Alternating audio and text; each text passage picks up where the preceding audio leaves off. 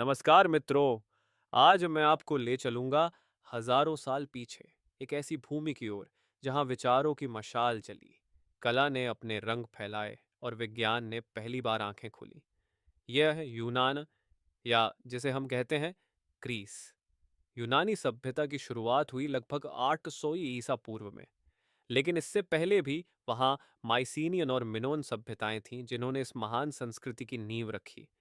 परंतु असली चमक तब आई जब ग्रीक शहर, राज्य, जिन्हें सिटी स्टेट्स कहा जाता था, जैसे एथेंस, स्पार्टा, कोरिंथ और थेब्स, उदय हुआ। एथेंस बना विचारों और लोकतंत्र का केंद्र।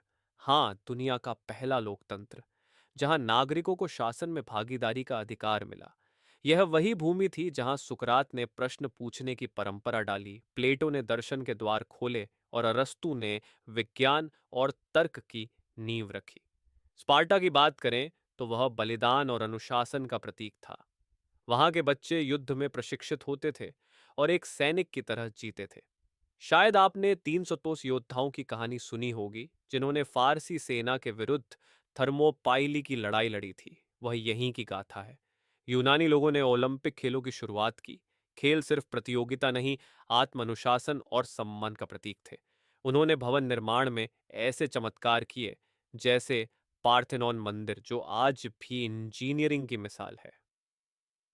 लेकिन हर महानता का एक अंत होता है। 5वीं शताब्दी ईसा पूर्व में एथेंस और स्पार्टा के बीच भीषण युद्ध हुआ, पेलोपोनेशियन वॉर। इसने यूनान को भीतर से तोड़ दिया। फिर आए अलेक्जेंडर द ग्रेट, एक युवा योद्धा जिसने यूनानी संस्कृति को एशिया तक फैला दिया। यूनानी दर्शन, कला और विज्ञान मिस्र, पर्शिया और भारत तक पहुंचे। अंततः रोमन साम्राज्य ने यूनान को अपने अधीन कर लिया। पर यूनानी संस्कृति कभी मरी नहीं। ये खास है कि आज भी जब हम लोकतंत्र, दर्शन, गणित, खगोल शास्त्र या ओलंपिक की बात करते हैं, तो हम कहीं ना कहीं यूनान की विरासत को ही जी रहे होते हैं। यूनानी सभ्यता सिर्फ इतिहास नहीं है, वो आज भी हमारी सोच, भाषा और जीवन का हिस्सा है।